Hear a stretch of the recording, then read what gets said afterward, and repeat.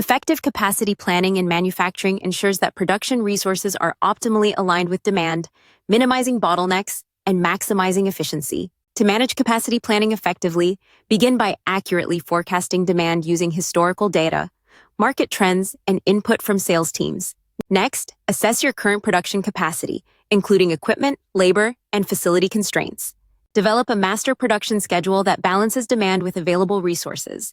Use tools such as finite capacity scheduling and material requirements planning, MRP, to allocate resources efficiently. Regularly monitor key performance indicators like machine utilization, throughput, and lead times to identify potential issues early. Maintain flexibility by cross-training employees, investing in scalable equipment, and establishing relationships with suppliers for quick response to fluctuations. Continuously review and adjust your capacity plans based on real-time data and feedback from the shop floor. Finally, foster clear communication among departments, production, procurement, sales, and logistics, to ensure everyone is aligned and can respond quickly to changes. This proactive, data-driven approach enables manufacturers to meet customer demand reliably while controlling costs. You of hostis society?